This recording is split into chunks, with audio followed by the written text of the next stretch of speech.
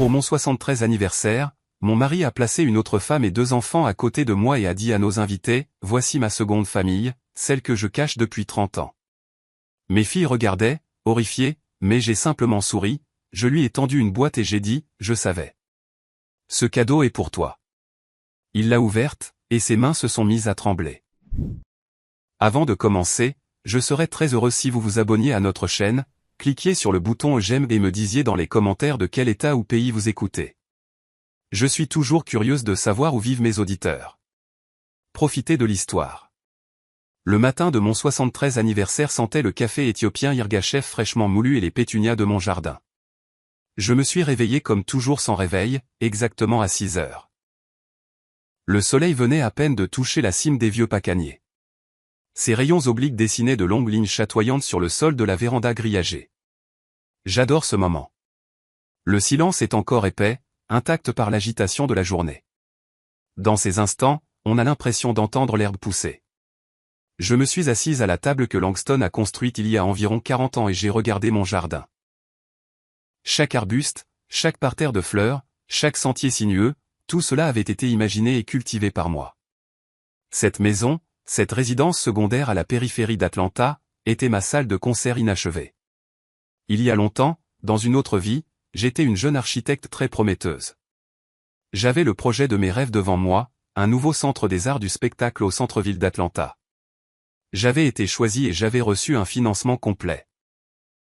Je me souviens de l'odeur du papier épais des plans, du crissement du crayon graphite dessinant les lignes d'une future merveille de verre et de béton. Puis est arrivé Langston avec sa première idée de génie. Des machines à bois haut de gamme importées qui devaient nous rendre riches. Nous n'avions pas l'argent, et j'ai fait un choix.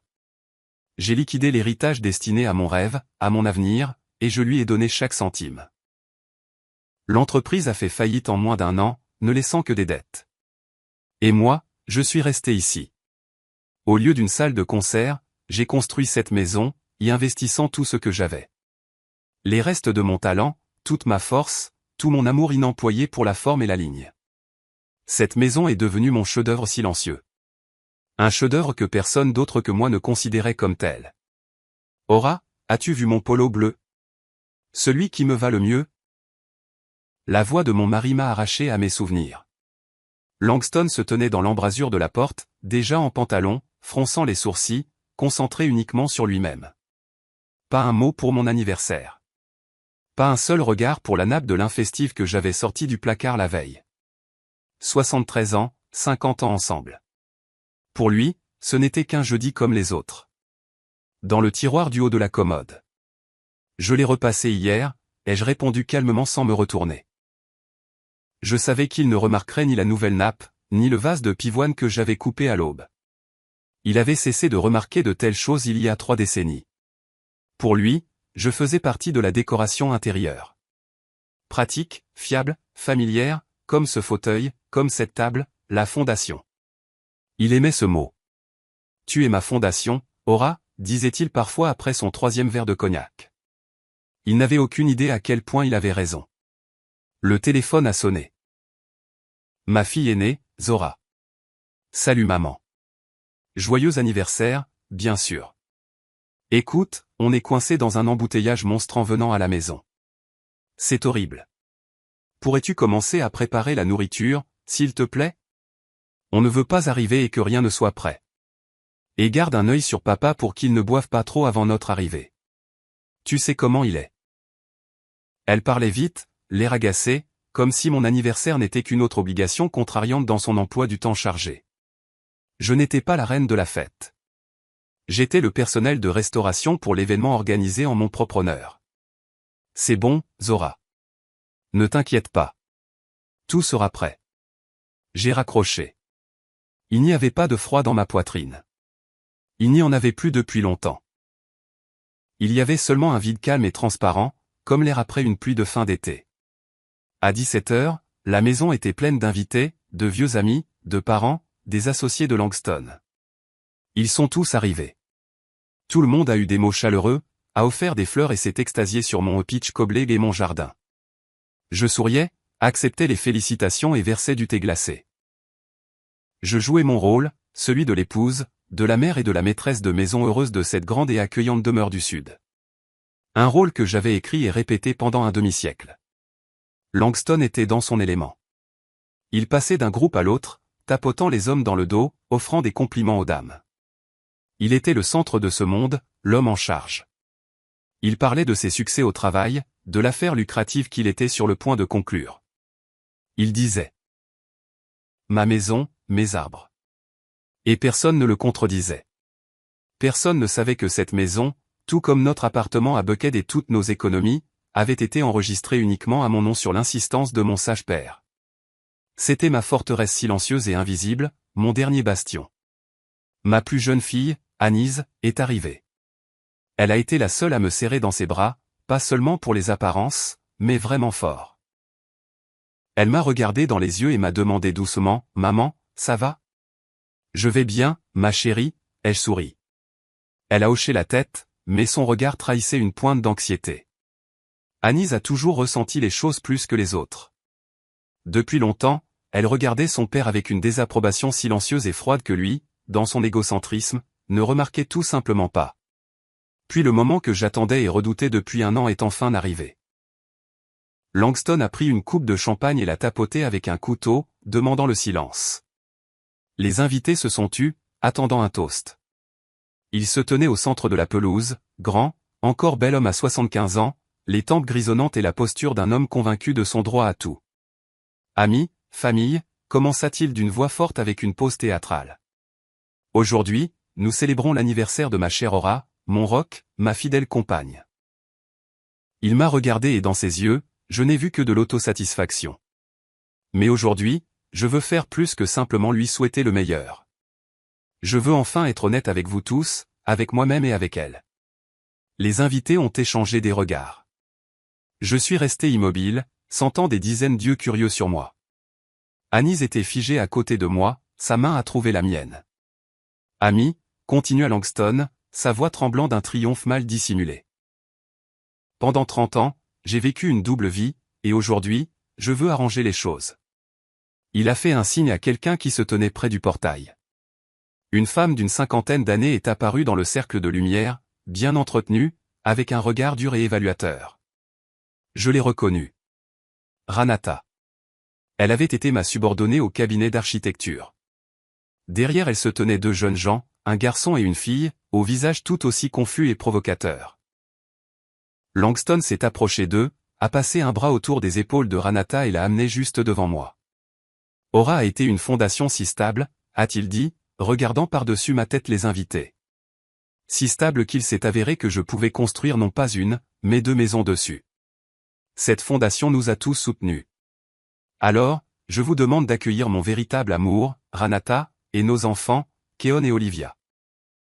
Il est temps que tous mes succès soient partagés par toute ma famille.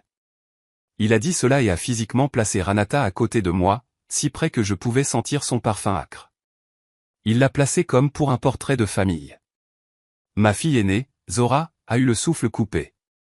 Anise m'a serré la main jusqu'à ce que mes jointures blanchissent. Les rires et les conversations se sont figés en plein milieu. Un silence retentissant, incroyable, s'est installé sur la pelouse.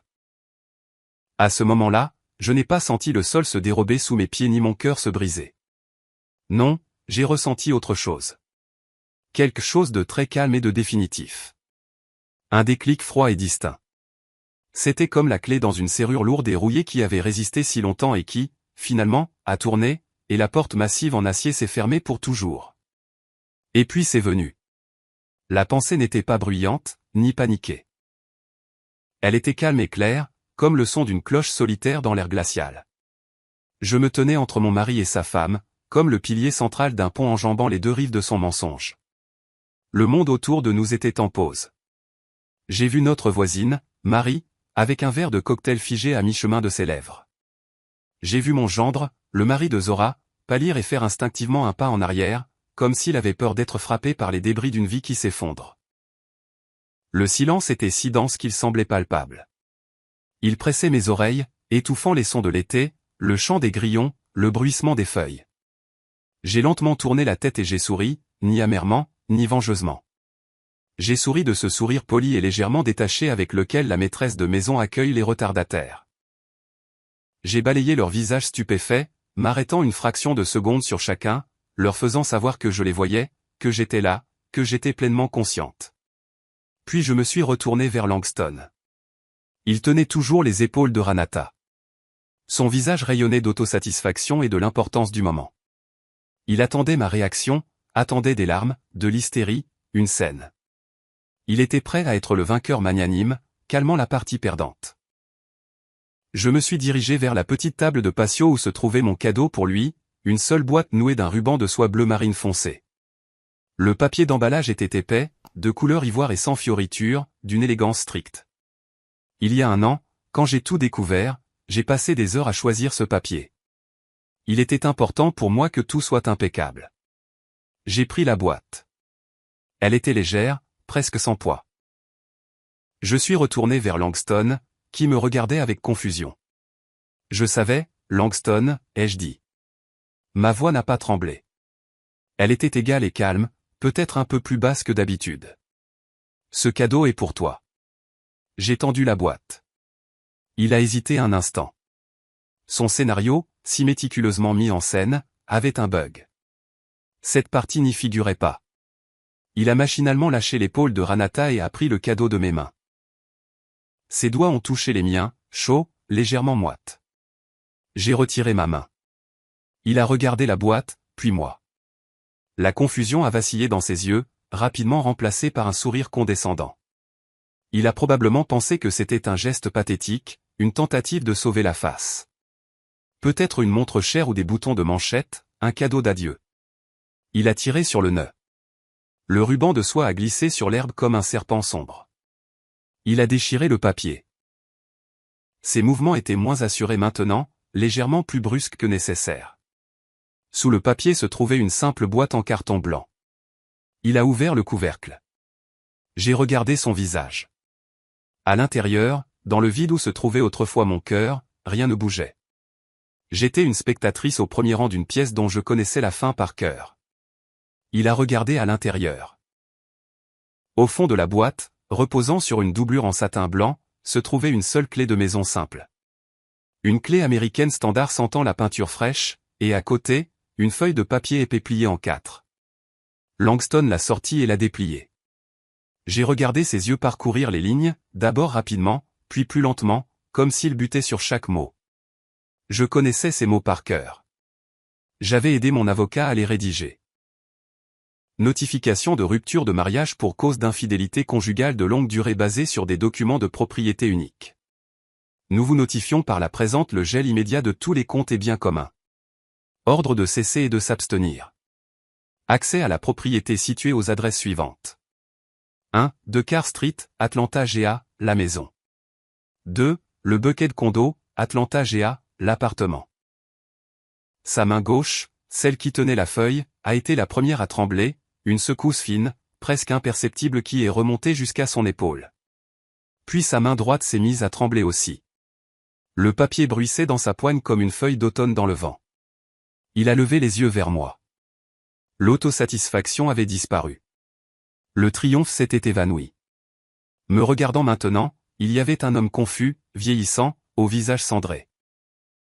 Dans ses yeux, il n'y avait ni colère ni blessure, seulement un pur désarroi animal. C'était comme s'il avait marché toute sa vie sur un sol solide et fiable, et que soudain, celui-ci s'était ouvert sous ses pieds en un abîme. Il a essayé de dire quelque chose, a ouvert la bouche, mais seul un faible halètement rauque s'est échappé. Il a de nouveau regardé le papier, puis la clé, puis de nouveau moi. Il cherchait sur mon visage une réponse, un indice, un signe que c'était une sorte de blague cruelle et ridicule. Mais mon visage était un masque, calme, impénétrable. J'avais passé 50 ans à apprendre à dissimuler mes vrais sentiments. 50 ans à construire cette façade, cette fondation comme il aimait l'appeler. Et aujourd'hui, cette façade tenait. Derrière elle, il n'y avait rien, ni douleur, ni amour, ni pitié, seulement une liberté froide et retentissante. Ranata, debout à côté de lui, ne comprenait rien. Elle regardait nerveusement le visage changeant de Langston. « Langst, qu'est-ce que c'est ? Qu'est-ce que c'est que ça » a-t-elle chuchoté, essayant de regarder le document. Il n'a pas répondu. Il est resté là, me fixant, et son monde si confortable, si sûr, construit sur ma vie, mon argent et mon silence, s'effondrait en direct devant tous ses amis et sa famille. J'ai soutenu son regard puis, lentement, très lentement, je me suis tourné vers Anise, ma fille, mon seul véritable point d'ancrage. Elle me regardait, et ses yeux étaient remplis de larmes, non pas de pitié, mais de fierté. Elle avait tout compris. Je lui ai fait un petit signe de tête et j'ai dit juste assez fort pour qu'elle m'entende. C'est l'heure. Elle a serré ma main plus fort. C'était suffisant. Le spectacle était terminé. Il était temps de baisser le rideau. Anise a compris sans mots. Ses doigts sur mon avant-bras sont devenus durs comme de l'acier. Elle a hoché la tête et, sans l'avoir prévu, nous nous sommes tournés et avons marché vers la maison. Nous n'avons pas couru. Nous avons marché d'un pas ferme, avec dignité, loin de la scène figée sur la pelouse.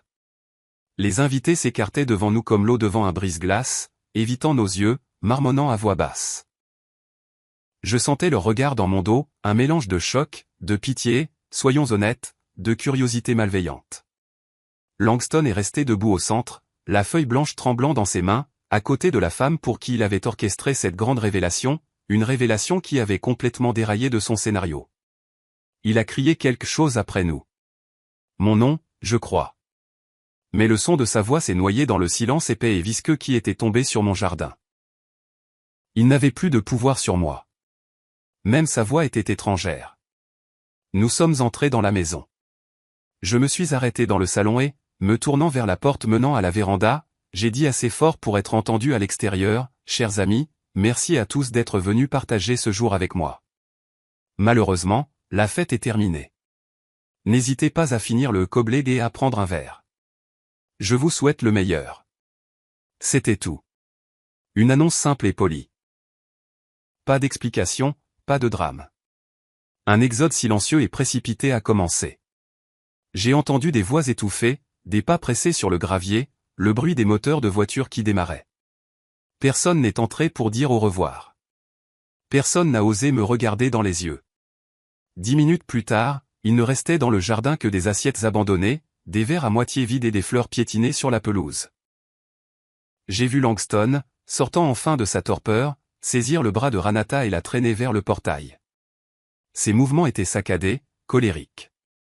Il l'a pratiquement tirée, elle et ses enfants confus, derrière lui, trébuchant, regardant en arrière vers la maison avec une expression de pure rage animale sur son visage. Il n'était plus le maître des lieux. Il était un paria. Quand la dernière voiture s'est éloignée et que le silence du soir est revenu dans le quartier, Anise est venue me serrer dans ses bras. « Tout va bien, ma chérie », ai-je dit en lui caressant les cheveux. « Tout est exactement comme il aurait dû être.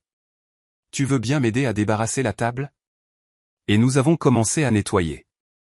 En silence, nous avons ramassé la vaisselle sale, plié les nappes et sorti les poubelles. Ce travail familier et monotone était apaisant. Chaque geste avait un but, chaque mouvement était connu. J'ai lavé les verres, les mêmes verres fins en cristal de bohème que nous avions reçus en cadeau de mariage. L'eau emportait les marques de lèvres étrangères, de vin étranger. J'ai senti qu'avec la saleté, quelque chose d'autre était lavé. 50 ans de toile d'araignée collante que j'avais confondu avec des liens familiaux. Il était tard quand nous avons fini. La maison était de nouveau propre et calme, la mienne. Je nous ai préparé une tisane à l'amande du jardin. Nous nous sommes assises sur la véranda, enveloppées dans des couvertures, et avons regardé le ciel sombre et étoilé. Puis mon téléphone portable posé sur la table a vibré, de manière stridente et discordante, rompant la quiétude. Anise l'a pris. Le nom de Langston a clignoté sur l'écran. L'appel a été interrompu et une seconde plus tard, une nouvelle notification de message vocal est arrivée. Anise m'a regardé d'un air interrogateur. J'ai hoché la tête. Elle a mis le haut-parleur et la voix a brisé le silence de la nuit, déformé par la rage, se brisant en un râle. « Aura, es-tu devenue folle? C'est quoi ce cirque que tu as monté? Tu m'as humilié devant tout le monde. C'est ton petit caprice? Ta petite vengeance mesquine? Es-tu complètement sénile dans ta vieillesse? J'essaie de payer un hôtel et mes cartes sont bloquées. Mes cartes? Tu comprends ce que tu as fait? » Il s'étouffait de fureur. En arrière-plan, j'ai entendu la voix apaisante de Ranata. Langston, calme-toi. Ne parle pas comme ça. Ne parle pas comme ça, a-t-il hurlé. Elle m'a laissé sans le sou. Aura, je ne sais pas quelle crise de la quarantaine tu traverses, mais je te donne jusqu'à demain matin. Jusqu'à demain matin pour tout réactiver. Appelle la banque et dis que c'était une erreur. Une blague ridicule. Sinon, je te jure que tu le regretteras. Tu m'entends? Tu le regretteras amèrement. Ressaisis-toi avant qu'il ne soit trop tard. Le message s'est coupé. Nous sommes restés assis en silence pendant un certain temps. Même les grillons semblaient s'être tus. Anis m'a regardé. Son visage était tendu. Maman? J'ai lentement pris ma tasse de thé qui refroidissait. Mes doigts étaient stables. J'ai pris une gorgée. Le goût de la menthe était frais et pur. Il ne comprend toujours pas, ai-je dit. Lui et Ranata. Il pense que c'est une crise. Un caprice de femme. Un bluff comique et stupide qui se terminera demain matin quand je reviendrai à la raison. Ils n'ont pas vu le plan, la préparation, ni la fureur froide qui s'est accumulée en moi pendant un an et s'est transformée en glace. Ils n'ont vu que ce qu'ils voulaient voir. Une femme vieillissante et lésée qui a osé faire une scène. Ils se considèrent toujours comme les maîtres. J'ai regardé Anis. Ses yeux posaient la même question que la voix de Langston. Et maintenant? J'ai posé la tasse sur la table. Le son de la porcelaine sur le bois a été le seul bruit cette nuit-là. J'ai rendez-vous avec mon avocat à 10 heures demain matin, ai-je dit doucement. Je veux que tu viennes avec moi. Ma voix était égale. Il n'y avait aucun doute en moi. Le cri furieux de mon mari enregistré sur ma messagerie vocale ne m'effrayait pas. Il n'a fait que renforcer ma détermination. Tout comme un forgeron plonge le métal chauffé à blanc dans l'eau froide pour le durcir, ces paroles ont transformé ma volonté en acier. Le trajet vers Atlanta le lendemain matin était silencieux. Anis conduisait, serrant fermement le volant, son regard fixé sur la route. Je regardais par la fenêtre le paysage de la banlieue de Géorgie qui défilait, mais je ne le voyais pas. Je ne voyais que son visage, déconcerté, rouge de colère, déformé par l'incompréhension. Il croyait toujours que c'était ma gaffe, quelque chose qui pouvait être annulé comme une mauvaise commande au restaurant. Il ne réalisait pas que la veille n'était pas le début, mais la fin. Le point final que j'avais mis un an entier à préparer. Le bureau de l'avocat Victor Bryant se trouvait dans un vieil immeuble d'Atlanta près de Peachtree Street, une lourde porte en acajou, une odeur de parfum cher et de vieux livres. Victor Bryant lui-même était un homme à l'image de son bureau, solide, plus âgé, avec un regard attentif et impénétrable.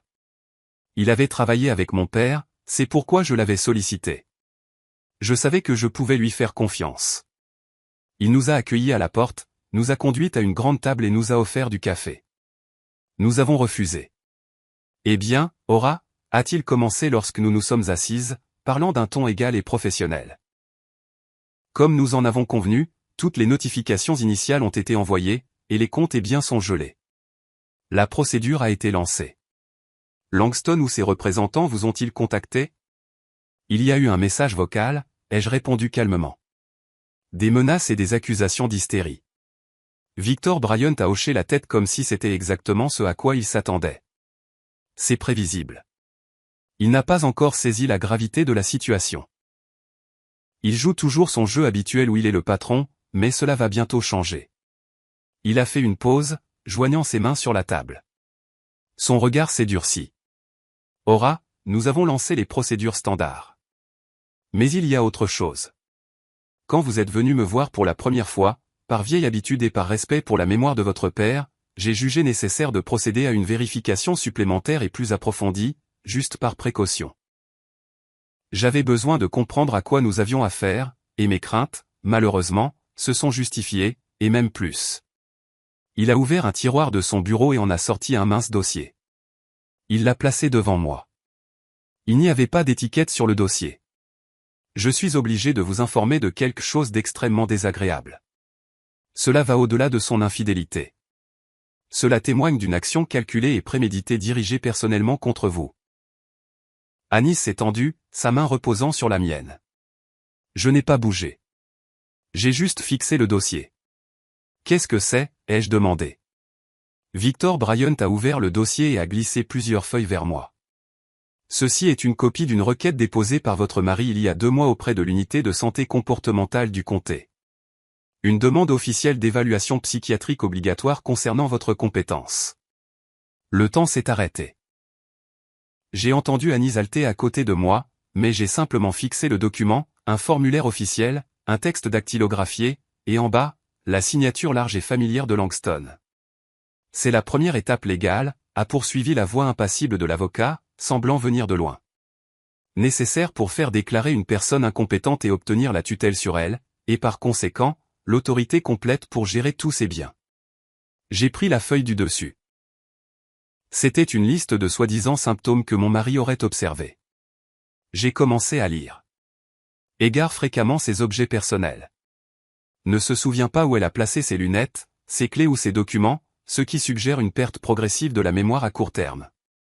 Je me suis souvenu avoir cherché mes lunettes de lecture une semaine auparavant pour les retrouver sur ma tête.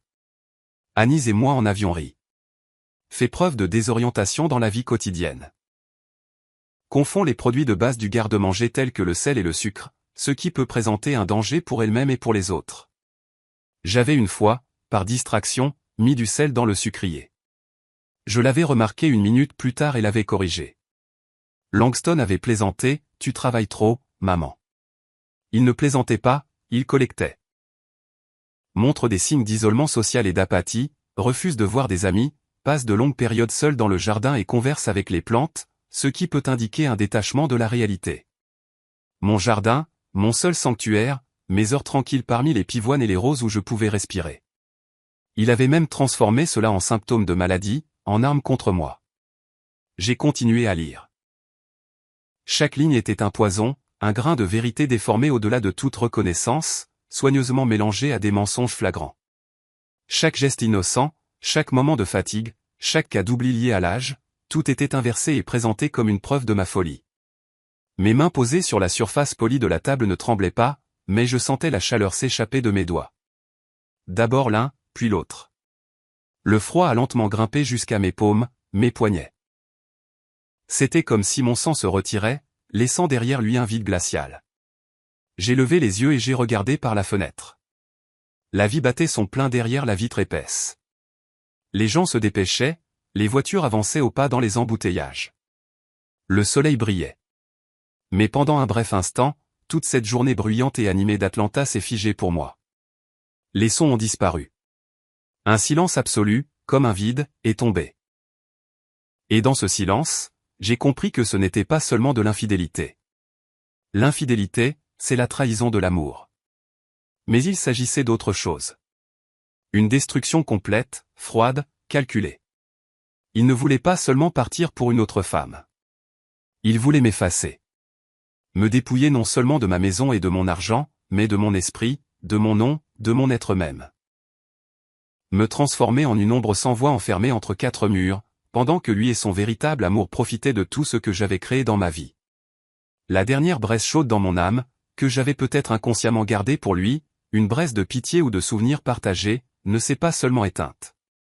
Elle s'est transformée en un morceau de glace. J'ai lentement posé les documents sur la table, les empilant soigneusement. J'ai regardé Victor Bryant, puis le visage pâle et effrayé d'Annie. « Merci, Victor », ai-je dit. Ma voix était tout aussi égale qu'avant, mais quelque chose en elle avait changé. Quelque chose de permanent. Le tableau est maintenant complet. Quelles sont nos prochaines étapes? Victor Bryant a agi rapidement, avec l'efficacité froide et affûtée d'un chirurgien retirant une tumeur. Pendant qu'Annie et moi retournions à la maison, ses coursiers livraient déjà des notifications à travers Atlanta. Ses assistants appelaient déjà les banques. Le mécanisme que j'avais si longuement et minutieusement préparé a été mis en marche d'un simple hochement de tête dans son bureau. Le premier coup, comme Victor me l'a raconté plus tard, a trouvé Langston là où il s'y attendait le moins, en train de prendre son petit déjeuner dans un hôtel cher. Lui et Renata discutaient probablement encore de ma crise ridicule, planifiant comment ils accepteraient magnanimement mon repentir. À ce moment-là, un homme en costume impeccable s'est approché de leur table et a silencieusement posé une épaisse enveloppe devant Langston. À l'intérieur, il n'y avait pas seulement des papiers de divorce. il y avait une ordonnance du tribunal lui interdisant de m'approcher ou de me contacter, sauf par l'intermédiaire d'avocats, et un mandat distinct lui interdisant d'entrer dans toute propriété enregistrée à mon nom. Je peux l'imaginer en train de lire. Comment le sourire condescendant a glissé de son visage, remplacé par des plaques rouges de colère. Il a probablement froissé le papier, l'a jeté par terre, criant à l'abus de pouvoir et que la moitié de tout lui appartenait. Il le croyait encore. Il croyait que sa présence de 50 ans dans ma vie lui donnait automatiquement droit à tout ce que j'avais gagné, construit et économisé. L'étape suivante fut une réalité contre laquelle il s'est écrasé comme une vague contre un rocher. Ils se sont rendus à l'appartement de Buckhead. Il avait probablement l'intention de faire une scène, de défoncer la porte et de prouver qui était le patron. Au lieu de cela, il est resté sur le palier, enfonçant impuissant sa clé dans la nouvelle serrure brillante. Sa clé ne rentrait plus. Il pouvait sonner, frapper ou crier. La porte est restée silencieuse. Cette porte, que j'avais choisie il y a 30 ans, tapissée de cuir foncé, lui était maintenant étrangère, une barrière insurmontable. J'étais à la maison pendant ce temps. Un serrurier est arrivé, un homme plus âgé et taciturne. Il a travaillé rapidement et silencieusement. Avec des bruits de cliquetis et de grincements, il a retiré les anciennes serrures du portail et de la porte d'entrée, celle dont Langston avait les clés. Je me tenais sur la véranda et j'écoutais ces sons. Chaque tour de tournevis, chaque clic du nouveau mécanisme était une musique. La musique de la libération. Ce n'était pas de la vengeance. C'était de la désinfection. Je nettoyais ma maison de la saleté. Le coup le plus humiliant l'attendait dans la rue, devant l'immeuble. Alors que, épuisé et en colère, il s'apprêtait à partir pour concocter un nouveau plan, il a vu une dépanneuse s'approcher de sa voiture, le SUV noir étincelant que je lui avais offert pour son grand anniversaire il y a 3 ans. 2 ouvriers en gilet orange ont efficacement accroché le véhicule et ont commencé à le hisser sur la plateforme. Langston s'est précipité vers eux, agitant les bras, criant quelque chose à propos de la propriété privée. Mais le contremaître lui a silencieusement remis les papiers, un avis officiel de restitution de la propriété au propriétaire légitime. Mon nom était sur le papier. Ora Holloway. Propriétaire. J'imagine le visage de Ranata à ce moment-là. Elle se tenait à proximité sur le trottoir, regardant le symbole de leur sécurité, de leur statut, s'éloigner lentement vers l'inconnu. Les cartes bloquées sont un inconvénient. Les papiers de divorce sont un scandale. Une porte verrouillée est une insulte. Mais lorsque votre voiture est remorquée juste devant vous, lorsque vous vous retrouvez debout sur un trottoir d'Atlanta sans argent, sans maison et sans moyen de transport, c'est là que la prise de conscience frappe. À ce moment précis, je suis sûr que sa condescendance s'est transformée en peur. Elle a regardé son homme qui criait impuissant après la dépanneuse, et elle a compris. Elle a compris qu'il n'avait pas affaire à une vieille femme offensée et en larmes, ni à une victime que l'on pouvait calmer et tromper. Il s'était heurté à quelque chose de froid, de silencieux et d'absolument méthodique. Un bourreau silencieux qui ne criait ni ne menaçait, mais qui, pas à pas, coupait tout ce qui les reliait à leur monde familier. La panique, je suppose, est venue plus tard dans la soirée. Cette panique animale et poisseuse d'une personne qui réalise soudain qu'elle n'a plus rien. Ils étaient probablement assis quelque part dans une chambre louée bon marché chez un parent éloigné, et Langston fulminait encore, promettant de poursuivre tout le monde en justice, de punir, de remettre les choses en ordre. Et elle, plus pragmatique, plus intelligente, était simplement assise là à faire le calcul. La maison est à elle, l'appartement est à elle, les comptes sont à elle, la voiture est à elle. Tout ce à quoi ils étaient habitués, tout ce qu'ils considéraient comme leur droit, s'est avéré être un mirage, de la poussière. Ils avaient construit leur vie pendant 30 ans sur ces fondations, sans jamais prendre la peine de vérifier à qui appartenaient ces fondations. Leurs cris ont probablement été entendus par les voisins. Les siens, pleins de rage et d'impuissance, les siens, pleins de peur et d'accusation. Tu avais dit que tout était sous contrôle. Tu avais promis qu'elle ne pourrait rien faire. Nous aurions dû agir plus tôt, Langston, avec les médecins, avec l'évaluation. Ils n'ont pas perdu hier, le jour de mon anniversaire. Ils ont perdu il y a 2 mois, quand il a apposé sa signature sur cette requête. Il m'a lui-même tendu l'arme. Il m'a lui-même montré qu'il ne s'agissait pas d'amour ou de rancune. Il s'agissait de survie. Et j'ai accepté les règles de cette guerre. Un appel téléphonique d'Anistar cette nuit-là a confirmé mes pensées. Sa sœur aînée, Zora, l'avait appelée, complètement en larmes, hystérique. Papa a appelé, sanglotait-elle dans le combiné. Il criait que maman était devenue folle, que tu la manipules, qu'elle l'a mis à la rue, l'a laissé sans rien. Anis, que se passe-t-il? Nous devons faire quelque chose. C'est notre père. Anis lui a répondu froidement et posément. Où étais-tu, Zora, quand il a mis sa maîtresse à côté de maman le jour de son propre anniversaire? Où étais-tu quand il l'a humiliée devant tous les invités? Zora a marmonné quelque chose d'incohérent sur le besoin de parler. On ne peut pas faire ça comme ça. Elle, comme son père, ne voyait pas la profondeur de la situation. Elle ne voyait que la perturbation de l'ordre habituel des choses. J'ai pris le téléphone d'Anis. Zora. Ai-je dit calmement. Ne t'inquiète pas. Ton père s'en sortira très bien. Il apprend simplement à vivre de manière indépendante pour la première fois en 50 ans.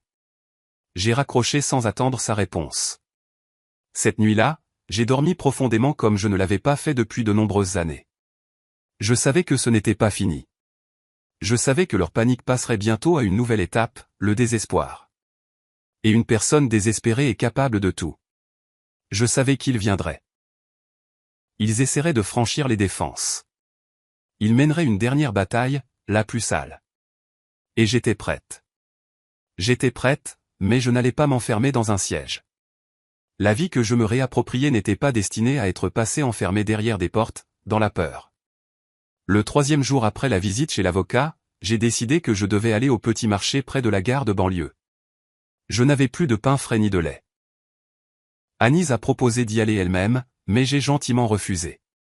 C'était ma ville, ma vie, et je n'allais plus me cacher. La journée était chaude, sentant la poussière et le jasmin en fleurs.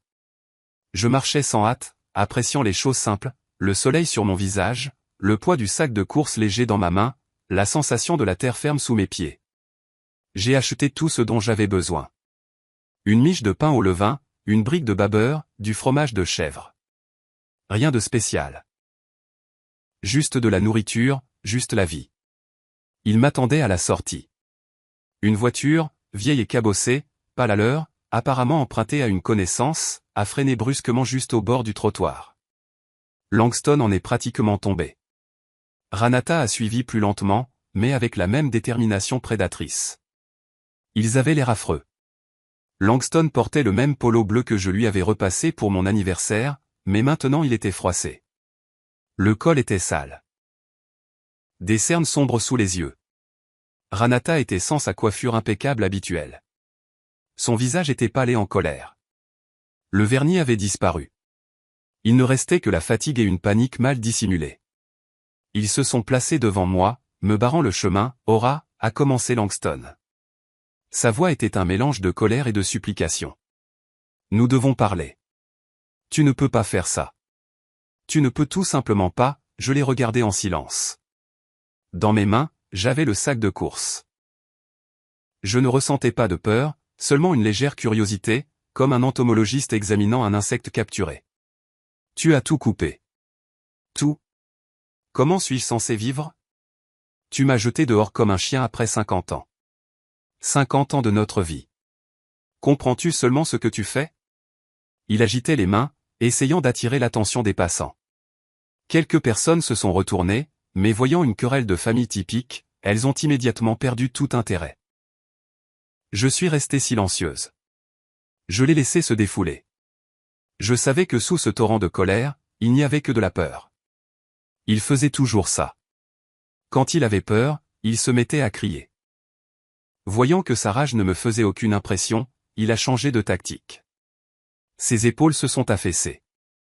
Sa voix s'est adoucie. Des notes de supplication pitoyables s'y sont glissées. Ma chérie, souviens-toi de tout. Souviens-toi quand nous étions jeunes?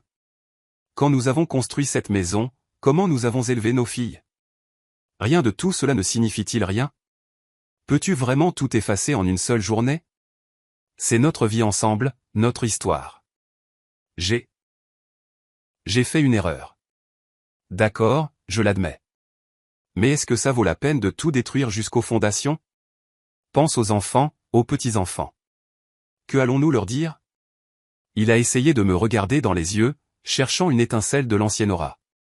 Celle qui pardonnait toujours. Celle qui comprenait toujours. Celle qui se sacrifiait toujours pour son confort. Mais il regardait dans le vide. Cette aura était morte. Il l'avait tuée lui-même il y a 2 mois quand il avait écrit ces mots mensongers sur ma folie sur un papier. Ranata se tenait à côté de lui. Elle a compris que ses supplications ne fonctionnaient pas et a décidé d'entrer dans le jeu. Elle s'est avancée. Son regard était vif et froid. Aura, a-t-elle commencé, essayant de maintenir sa dignité, mais une haine mal dissimulée perçait dans sa voix. Tu peux penser ce que tu veux de moi. Tu peux détester Langston, mais as-tu pensé à mes enfants? Qu'ont-ils fait de mal? Mon fils vient de terminer ses études à Moruse. Il doit commencer sa vie. Ma fille préparait son mariage. Tu détruis leur avenir. Quelle que soit ton opinion sur nous, ce sont ses enfants. Ils ont droit à son soutien. Tu ne lui prends pas seulement tout. Tu le leur prends à eux aussi. As-tu un cœur? Elle a essayé de faire appel à la pitié, à la culpabilité. C'était leur dernière carte. Ils pensaient que moi, comme toute femme normale, je serais incapable de rester indifférente au sort d'enfants innocents. Je les ai écoutés patiemment, sans les interrompre. Je les ai laissés tout déverser. Sa rage, ses souvenirs pathétiques, son inquiétude hypocrite pour sa progéniture. J'ai regardé leurs visages, déformés par le désespoir, et je n'ai rien ressenti. Ni colère, ni triomphe, ni pitié, seulement une clarté froide et cristalline. Quand ils se sont enfin tus, épuisés, une brève pause a flotté dans l'air. J'entendais le train de banlieue qui passait, le bruit des enfants qui riaient à proximité. Le monde continuait sa vie habituelle, indifférent à notre petit drame. J'ai déplacé mon regard du visage de Ranata à celui de Langston. Je l'ai regardé droit dans les yeux, profondément, pour qu'il sache que je voyais clair en lui. J'ai vu toute sa lâcheté, toute sa faiblesse, toute sa pourriture. Et puis j'ai posé ma question, presque un murmure, mais chaque mot a résonné dans le silence comme un marteau frappant du verre. Était-ce ton idée ou la sienne de me faire déclarer incompétente? Ce n'était pas une accusation. C'était juste une question. Mais elle les a frappés comme une gifle, un coup physique. J'ai vu le sang quitter le visage de Langston. Il est devenu d'une blancheur mortelle. Sa bouche s'est ouverte, mais il n'a pas pu émettre un son. Il a instinctivement reculé d'un demi-pas comme si je lui avais jeté de l'acide au visage. Ranata s'est figée. Ses yeux se sont agrandis d'horreur. Le masque de la noble mère est tombé instantanément, révélant le grognement prédateur d'une voleuse prise sur le fait. Ils m'ont tous les deux regardé avec la même peur animale, la peur d'être démasqués. À ce moment-là, ils ont cessé d'être une équipe. Ils se sont regardés, et dans leurs yeux, il n'y avait pas de confiance, mais de la suspicion. L'as-tu laissé échapper? Est-ce à cause de toi qu'elle a découvert? Leur union pitoyable, construite sur le mensonge et le calcul, s'est fissurée juste sous mes yeux. Je n'ai pas attendu de réponse. La réponse était écrite sur leur visage. Je les ai simplement contournés comme on contourne 2 poteaux sur la route et j'ai continué vers ma maison. Je n'ai pas regardé en arrière. Derrière moi, j'ai entendu leur silence assourdissant et retentissant. Ils sont restés debout sur le trottoir, écrasés, détruits par une seule phrase. Je suis rentré chez moi en tenant fermement le sac de pain et de babeur. Et pour la première fois depuis de nombreux mois, j'ai eu l'impression de ne pas retourner dans une forteresse, mais simplement à la maison. Leur désespoir, comme je l'avais prédit, a pris une nouvelle forme. Il s'est transformé en ruse, sale, pathétique, mais prévisible. 2 jours plus tard, Zora m'a appelé. Elle pleurait. Maman, je t'en supplie, sanglotait-elle au téléphone. Papa est anéanti. Il est prêt à tout pour simplement parler. Oncle Elias est là. Tante Thelma, nous sommes tous si inquiets. Retrouvons-nous chez moi, tous ensemble, calmement, en famille. S'il te plaît, maman, pour moi. Je savais que c'était un mensonge. La réunion de famille était leur dernier bastion. Leur dernière tentative de monter une pièce où ils étaient les victimes, et moi la vieille folle égarée par ma jeune fille avide. Ils rassemblaient un public, un jury de parents dont ils pouvaient encore influencer les opinions. D'accord, Zora, ai-je dit d'une voix égale. Anis et moi viendrons. À quelle heure? Le soulagement était audible dans la voix de Zora. Elle ne réalisait pas que je ne venais pas pour une négociation. Je venais pour une exécution. Nous sommes arrivés à l'appartement de Zora exactement à 19 heures. Son appartement, habituellement si bruyant et accueillant, nous a accueillis avec un silence tendu et épais. Dans le grand salon, sur les canapés et dans les fauteuils, étaient assis des parents, le frère de Langston, Elias, et sa femme, ma cousine Thelma, et la famille de Zora. Ils nous ont tous regardés avec la même expression de gêne et de curiosité anxieuse. Langston et Ranata étaient assis au centre, sur le canapé principal. Ils jouaient une tragédie. Il était voûté, les mains couvrant sa tête comme un roi lyre souffrant. Elle était à côté de lui avec des yeux rougis et une expression lugubre, lui caressant de temps en temps l'épaule avec sympathie. Ils avaient déjà préparé le terrain, racontant leur version. C'était maintenant mon tour. Anis et moi nous sommes assises dans les fauteuils en face d'eux. J'ai silencieusement posé mon sac à main par terre. Langston a commencé. Il a levé la tête et je devais reconnaître son talent d'acteur. Une douleur authentique résonnait dans sa voix. Ora, famille, je vous ai tous réunis parce qu'une tragédie se déroule. Il parlait lentement, peinant à trouver les mots. Une terrible tragédie avec ma femme, avec notre mère. Je ne sais pas ce qui lui est arrivé. Dernièrement, elle est devenue différente, oublieuse, méfiante. Elle cache des choses, se parle à elle-même. Ses actions, elles sont dépourvues de toute logique. Ce qui s'est passé le jour de son anniversaire, ce qu'elle fait maintenant, ce n'est pas elle, c'est une maladie. Il m'a regardé avec une telle sympathie que, pendant une seconde, on aurait pu croire à sa sincérité.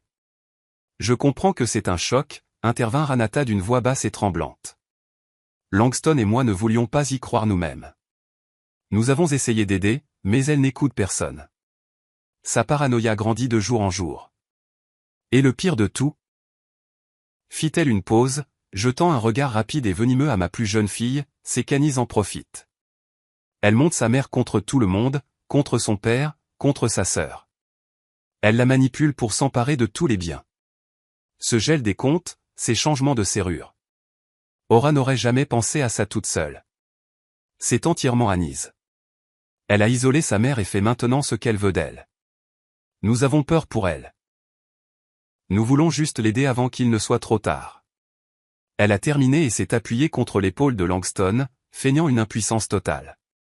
Le silence régnait dans la pièce. Tout le monde nous regardait, Anis et moi.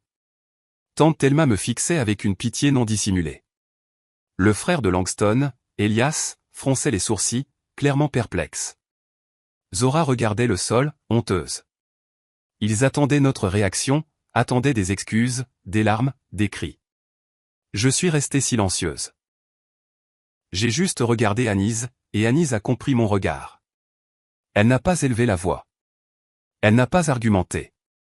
Elle s'est simplement penchée, a pris le mince dossier du sac à main à côté de moi et l'a posé sur la table basse au centre de la pièce. Le bruit du papier frappant légèrement la surface laquée était assourdissant. Voilà, dit Anis calmement et clairement. Tante Thelma, oncle Elias, voici la requête que mon père a déposée il y a 2 mois. Une demande pour faire déclarer ma mère incompétente. Il y est détaillé comment elle parle aux plantes et confond le sel et le sucre. Elle a ouvert le dossier. Les parents se sont penchés en avant. Elias a pris la première feuille et a commencé à lire. Son visage s'est lentement allongé. Il a tendu le papier à sa femme. Tante Thelma a mis ses lunettes. Langston a bondi. C'est un faux. Anis, de quoi parles-tu? J'ai fait ça par inquiétude. Je voulais l'aider. Calme-toi, papa, dit Anis du même ton glacial. Ce n'est pas tout. Elle a de nouveau fouillé dans son sac à main et en a sorti un petit enregistreur numérique. Elle l'a posé à côté du dossier. Vous parlez de paranoïa et de ma manipulation. Je pense que c'est autre chose. Depuis 6 mois, sachant que quelque chose n'allait pas, j'ai parfois allumé l'enregistreur quand mon père venait nous rendre visite seul, soi-disant pour prendre des nouvelles de maman. Il parlait beaucoup au téléphone. Il pensait que personne ne pouvait l'entendre. Elle a appuyé sur le bouton. Le visage de Langston est devenu aussi blanc que le papier dans le dossier. Ranata s'est agrippée à la coudoir du canapé. Du petit haut-parleur est sortie une voix, sa voix, légèrement déformée, mais absolument reconnaissable. Ouais, Ranata, écoute attentivement. Demain, quand tu parleras au médecin, assure-toi de mentionner les lunettes. Dis qu'elle les cherche 3 fois par jour, et les clés. C'est classique.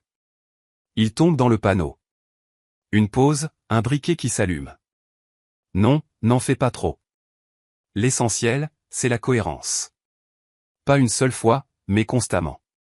Dis qu'elle est devenue apathique, désintéressée de tout, qu'elle reste assise dans le jardin toute la journée. Plus il y a de petits détails plausibles, mieux c'est. Nous devons créer une image complète d'un effondrement de la personnalité. J'ai vu le frère de Langston lever lentement les yeux du document et le regarder avec le regard que l'on réserve à quelque chose de vil. Puis Anis a avancé rapidement l'enregistrement et a appuyé de nouveau sur Play. Et cette phrase particulière a retenti. La voix de Ranata, basse, insinuante. Langston, es-tu sûr que ça marchera? Ça prend tellement de temps. Et la réponse de Langston, lasse, cynique, pleine de mépris. Ne t'inquiète pas. Encore quelques mois et tout sera à nous. La poule aux œufs d'or a finalement cessé de pondre. Il est temps de la plumer. Anis a éteint l'enregistreur. Le silence qui a suivi était plus effrayant que n'importe quel cri. Il oppressait, résonnait à nos oreilles. Il semblait même que l'horloge sur le mur avait cessé de faire tic-tac. Langston se tenait au milieu de la pièce, ouvrant et fermant la bouche comme un poisson échoué sur le rivage. Ranata regardait l'enregistreur avec une telle horreur, comme si c'était un serpent venimeux sur le point de la mordre. Elias, son frère, a été le premier à craquer. Il s'est lentement levé, a jeté les papiers sur la table et a regardé Langston, non pas avec méchanceté, mais avec un mépris infini et glacial. « Tu n'es plus mon frère », a-t-il dit doucement et clairement. Il a pris le bras de sa femme et, sans regarder personne d'autre, ils se sont dirigés vers la sortie. Tante Thelma a enlevé ses lunettes, ses mains tremblaient. Elle m'a regardé et ses yeux se sont remplis de larmes de honte. « Je suis tellement désolée, Aura », a-t-elle murmuré. Et elle aussi s'est dirigée vers la porte. Leur monde social ne s'est pas seulement fissuré. Il s'est évaporé, réduit en cendres en une seule seconde, écrasé par le poids d'un court enregistrement audio. Ils sont restés seuls au milieu de la pièce, au milieu des ruines de leurs mensonges. Zora était assise dans un coin, pleurant silencieusement, le visage enfoui dans ses mains. Anis et moi nous sommes également levés. J'ai ramassé mon sac à main. Nous n'avons pas dit un mot, nous nous sommes simplement tournés et nous sommes dirigés vers la sortie, les laissant seuls avec leur honte. Nous sommes sortis de l'immeuble de Zora dans l'air frais du soir. La porte a cliqué doucement derrière nous, scellant le passé. Nous n'avons pas regardé en arrière. Nous avons marché silencieusement jusqu'à la voiture d'Anis, sommes montés et, sans un mot, elle a démarré le moteur. Nous avons roulé à travers les lumières d'Atlanta nocturne, et la voiture était silencieuse. Mais ce n'était pas le silence tendu qui avait régné dans l'appartement de ma fille. C'était le silence du soulagement, comme si après une longue maladie épuisante, la fièvre était enfin tombée, et il ne restait que la faiblesse et la pureté. Il n'y a plus eu d'appel de Langston ou de Zora. Personne d'autre n'a essayé de nous raisonner ou de les sauver. Leur monde, construit sur un mensonge, s'était effondré, et nous n'en faisions plus partie. 6 mois ont passé. Mon nouvel appartement est au 17e étage. Les fenêtres donnent sur l'ouest, et chaque soir, je regarde le soleil se coucher derrière les flèches des gratte-ciel, peignant le ciel de couleurs incroyables, du rose tendre au cramoisi ardent. Il n'y a pas de vieux meubles lourds ici, qui gardent le souvenir des larmes et des rancunes des autres. Seulement des murs clairs, des étagères légères, et beaucoup, beaucoup d'air. J'ai vendu la maison rapidement et sans regret. L'acheteur, un jeune professionnel de la technologie avec une famille, était ravi du jardin. Il a dit que la maison avait une bonne âme. J'ai souri et j'ai pensé qu'il avait raison. La maison avait en effet une bonne âme. Elle était juste fatiguée de servir de fondation et voulait apprendre à voler. Vendre la maison n'était pas une perte. C'était une libération. J'ai lâché mon chef-d'œuvre, magnifique mais trop lourd, pour commencer une nouvelle vie. Maintenant, mes journées n'appartiennent qu'à moi. Le mercredi, je vais à un atelier de poterie. J'aime la sensation de l'argile fraîche et malléable dans mes mains. Je n'essaie pas de créer quelque chose de parfait. Je laisse simplement la forme naître d'elle-même. Le tour tourne, l'argile obéit à mes doigts, et d'une masse informe émerge une tasse ou un vase, ou juste une figurine fantaisiste. Il y a quelque chose de curatif dans ce processus. On prend de la poussière, de la terre, et on crée quelque chose de nouveau, de complet à partir de cela. Récemment, je suis allé au Symphony Hall à Midtown. J'ai écouté le deuxième concerto de Rachmaninoff. J'étais assise dans un siège en velours dans la salle obscure, et quand les premiers accords puissants du piano ont retenti, j'ai fermé les yeux. J'ai un jour rêvé de construire des salles comme celle-ci, de concevoir des espaces où naît le miracle de la musique. Cette vie n'a pas eu lieu. Mais maintenant, en écoutant cette musique de génie, je n'ai ressenti aucune amertume de perte. J'ai ressenti de la gratitude parce que j'étais enfin assise dans cette salle, non pas en tant qu'architecte, ni en tant qu'épouse ou mère de quelqu'un. J'étais simplement une auditrice, une partie de ce miracle. Et c'était suffisant, plus que suffisant. Anise et moi nous voyons souvent. Elle passe après le travail. Nous buvons du thé vert au jasmin et parlons non pas du passé, mais des livres que nous avons lus, des films que nous avons vus, de l'incident amusant qui lui est arrivé dans le train. Son visage n'est plus assombri par l'inquiétude pour moi. Elle est calme. Elle voit que je vais bien. Un jour, elle m'a apporté un petit plant de gardénia en pot. Pour que tu puisses avoir ton petit jardin ici aussi, a-t-elle dit. Maintenant, il est sur le rebord de ma fenêtre et ses fleurs blanches semblables à de la porcelaine remplissent la pièce d'un arôme subtil et doux. Parfois, très rarement, j'entends des bribes de rumeurs sur cette autre vie, que Langston vit quelque part dans une maison louée vers le Cap, que Ranata l'a quitté et a emmené les enfants, qu'il essaie d'emprunter de l'argent à de vieilles connaissances, mais que personne ne lui en donne. J'écoute sans jubilation, sans intérêt, avec le même sentiment détaché que l'on a en lisant un journal sur des événements dans un pays étranger lointain. Ces gens n'ont plus de lien avec moi. Ce sont des personnages d'un livre que j'ai fermé et placé sur l'étagère la plus éloignée. La vengeance est une émotion trop forte. Elle vous consume de l'intérieur. Et je ne veux plus brûler. Je veux juste vivre. Ce matin, je me suis réveillé comme toujours, tôt. Le soleil se levait à peine et ses rayons inondaient ma chambre de lumière dorée. Je me suis préparé un café, je suis sorti sur le balcon et j'ai regardé la ville se réveiller. En bas, les premières voitures bourdonnaient, de minuscules silhouettes de personnes se dépêchaient quelque part, chacune avec sa propre vie, sa propre histoire. Pendant 50 ans, j'ai été la fondation, fiable, solide, invisible. D'autres ont construit leur vie sur moi. Leurs murs, leur toit reposaient sur moi. J'ai supporté tout le poids, tous les coups, toutes les tempêtes. Je pensais que c'était mon but. Mais je me trompais. Une fondation n'est qu'une partie du bâtiment. Et je suis le bâtiment entier, avec mes propres étages, avec mes propres fenêtres donnant sur le soleil, avec mon propre toit au-dessus de ma tête. Un bâtiment que j'ai enfin commencé à construire pour moi-même. J'ai pris une gorgée de café chaud et aromatique. L'air sentait la fraîcheur et un nouveau jour. Il n'y avait pas de plan à venir, pas d'obligation, pas de dette. Il y avait seulement le silence. Et dans ce silence, je me suis enfin entendu. À 73 ans, ma vie ne fait que commencer. Merci d'être resté avec moi jusqu'à la toute fin. Si cette histoire vous a touché, veuillez cliquer sur le bouton j'aime et écrire dans les commentaires quel moment vous a le plus marqué. Abonnez-vous à la chaîne pour ne pas manquer les nouvelles histoires. Portez-vous bien et vivez authentiquement. Avez-vous aimé l'histoire et de quelle ville écoutez-vous? Retrouvons-nous dans les commentaires. Si vous aimez l'histoire, vous pouvez me soutenir en envoyant un super thanks pour que je puisse continuer à apporter plus d'histoires comme celle-ci. Merci beaucoup pour votre doux soutien. J'attends avec impatience vos commentaires sur l'histoire. À l'écran, vous pouvez voir 2 nouvelles histoires de vie que je recommande vivement. Il y en a beaucoup d'autres sur ma chaîne. N'oubliez pas de vous abonner. À la prochaine histoire de vie.